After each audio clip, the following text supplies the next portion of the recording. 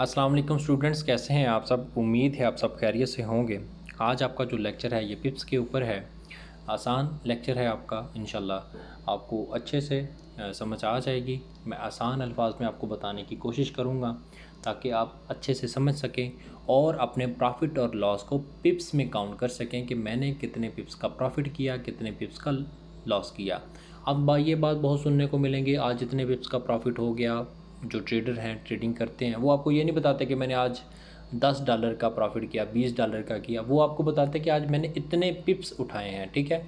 तो उसमें ये क्या होता है, आप लोग कंफ्यूज हो जाएंगे, यार ये पिप्स क्या बुला आ गई, इसने कौन सी चीज़ ऐसी उठा ली। पता सीधी तरह बता कि हमें आपने जो डॉलर उठाए हैं वो कितने, नहीं, वो आपको हमेशा ये बताएगा कि आज मैंने 50 पिप्स उठाए हैं, मैंने आज 100 पिप्स उठाए हैं। वो ये क्या है, मैं वो आपको इंशाल्लाह बताता हूँ। आप कंफ्यूज नहीं होना बिल्कुल भी, इंशाल्लाह आसान वर्डिंग में आपको बताऊंगा, आपको इंशाल्लाह समझ आ जाएगी, ठीक है। किसी भी करेंसी के जोड़े के एक्सचेंज रेट में होने वाली तब्दीली को मापने और अपने प्रॉफिट और लॉस को कैलकुलेट करने के लिए जो हम लफ्ज़ इस्तेमाल करते हैं उसको पिप्स कहा जाता है, ठीक है। अपने प्रॉफिट और लॉस को मापने और करेंसी के जोड़ों में होने वाली एक्सचेंज रेट की तब्दीली को मापने के लिए जो हम इस्तेमाल करते हैं, एक टर्म इस्तेमाल करते हैं, एक लफ्ज़ इस्तेमाल करते हैं जिसको हम पिप्स कहते हैं, परसेंटेज इन पॉइंट्स, ठीक है। दूसरी बात, डेफिनेशन के बाद हम आते हैं नीचे वाले जो एक लिखा हुआ है यहाँ पे बिल्कुल डेफिनेशन के नीचे कि एक पिप इक्वल है 10 पॉइंट्स के। अभी आपने इस बात को याद रखना है, एक पिप बराबर है, इक्वल है 10 पॉइंट्स के, ठीक है। ये बात आपने याद रख ली, ठीक है। अभी आपका एक लेक्चर हुआ था जिसमें आपको लॉट साइज़ के बारे में बताया गया था कि लॉट साइज़ क्या होती हैं। लॉट साइज़ वो पैमाना है जिसकी मदद से हम किसी भी करेंसी की खरीदो फरोख्त करते हैं या हम इसको एक्सचेंज करते हैं, ठीक है। ये आपका लेक्चर हुआ था, आपको अच्छे से याद होगा। अगर फिर भी आपको भूल गया हो या किसी मेंबर ने वो लेक्चर ना देखा हो तो वो लाजमी देखे, उसके बाद ही ये लेक्चर समझ आएगा, ठीक है। ये आपने नोट कर लिया कि एक पिप इक्वल होता है 10 पॉइंट्स के, ठीक है। तो हमने लॉट साइज़, सबसे छोटी लॉट है उसे क्या बोलते हैं, माइक्रो लॉट साइज़। हमने माइक्रो लॉट साइज़ लगाई और मार्केट या कोई भी पेयर जो है वो मूव दिया उसने 100 पॉइंट्स का। कितना मूव दिया, 100 पॉइंट्स का मूव दिया, ठीक है। और 100 पॉइंट्स के जैसे कि मैंने आपको बताया कि एक जो पिप है वो इक्वल है 10 पॉइंट्स के, ठीक है। अगर मार्केट ने मूव दिया हो 100 पॉइंट्स तो कितने पिप्स हुए, 10 पिप्स हुए, ठीक है। अगर हमने 0.01 की लॉट लगाई हो और हमें प्रॉफिट हो जाए या मार्केट मूव कर जाए 100 पॉइंट्स या 10 पिप मतलब, तो हमें प्रॉफिट होगा $1 का। समझ आई बात। 0.01 की लॉट, 100 पॉइंट्स यानी कि 10 पिप, तो हमें कितना प्रॉफिट होगा, $1 का, ठीक है। अगर हमारी लॉट साइज़ बढ़ जाती है, लॉट साइज़ हमारी चली जाती है यहाँ पे 0.05 तक, यानी कि जो हमने लॉट साइज़ इंक्रीज़ कर दी, पॉइंट्स वही हैं, पिप वही हैं, ये बिल्कुल चेंज नहीं हुए, मगर क्या हुआ, लॉट साइज़ की जो यानी लॉट साइज़ की जो मिकदार है वो बढ़ गई।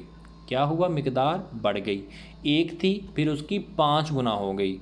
अभी क्या होगा, 5 गुना लॉट साइज़ होगी तो हमारा जो प्रॉफिट और लॉस है वो भी बढ़ जाएगा, ठीक है। अगर हमने एक लॉट लगाई हो और उसी तरह की 5 लगा दी, जाहिर सी बात है, हाँ, एक जगह एक लॉट लगाई फिर हमने उसी तरह की 5 लॉट लगा दी तो हमें प्रॉफिट लॉस तो ज़्यादा हो गया ना।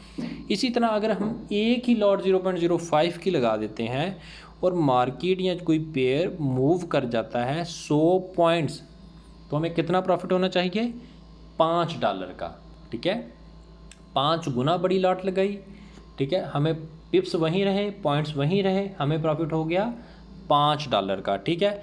इसी तरह से अगर हम लॉट साइज़ बढ़ाते जाएंगे 0.25 की, ठीक है, ये उससे कितनी बड़ी हो गई, 5 गुना, 0.05 की लॉट से 5 गुना बड़ी, तो हमें कितना प्रॉफिट होगा, $25, ठीक है। और अगर 25 जो हमने लॉट लगाई थी उसकी 2 गुना लॉट लगा देते हैं और पॉइंट्स या पिप्स वहीं पे रहते हैं, पॉइंट में कोई चेंजिंग नहीं आती, तो हमें कितना प्रॉफिट होगा? $50 का। ठीक है, बात समझ आ गई? ठीक है, मैं और भी आसान तरीके से बताता हूँ। अभी हम चलते हैं कैलकुलेटर पे ताकि आपको और भी आसानी से मैं समझा सकूँ। मैं तब तक नहीं आपको छोड़ूंगा जब तक आपको समझ नहीं आएगी। ठीक है, हमने क्या किया था, हमने लॉट लगाई थी 0.01 की। ठीक है, और कितना मूव दिया मार्केट ने? 100 पॉइंट, जो इक्वल होते हैं 10 पिप के। कितना आ गया हमें प्रॉफिट? $1 का। अगर यहाँ पे हम लॉट साइज चेंज कर देते हैं, ठीक है, 0.01 थी, हम इसको चेंज कर देते हैं, ये कहाँ से, अच्छा 0.02 मल्टीप्लाई 100 पॉइंट, कितने आ गया प्रॉफिट? $2। इसे हम 3 पे कर देते हैं, कितना आ गया? 3। यहाँ पे 4 करेंगे, 4 5 25, यानी कि अगर हम इसको 0.25 नहीं करना, 0.025 नहीं करना, 0.25। ठीक है, ये चेंज हो गया तो कितना प्रॉफिट होगा हमें? $25 का। ठीक है, अभी आ गई समझ? ये फार्मूला देख लें, इसी के मुताबिक अगर किसी स्टूडेंट्स को कन्फ्यूजन आ जाए, कुछ समझ ना आए, तो यहाँ पे आके इस तरह से आपने प्रैक्टिस करनी है।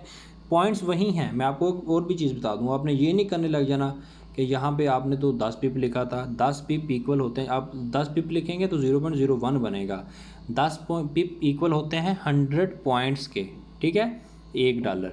ये फार्मूला याद कर लें अपने प्रॉफिट और लॉस को मापने के लिए। ये बहुत एडवांस क्लासेस में इस्तेमाल होगा, वहाँ पे कंफ्यूज नहीं होना। अभी हम चलते हैं चार्ट पे, वहाँ पे भी आपको गाइड कर देता हूँ ताकि और भी आसानी हो जाए। चार्ट हमने ओपन किया, ये देखें अभी क्या प्राइस चल रही है, यहाँ पे देखें ये वाली प्राइस, इसके आपने देखने हैं लास्ट वाले डिजिट्स।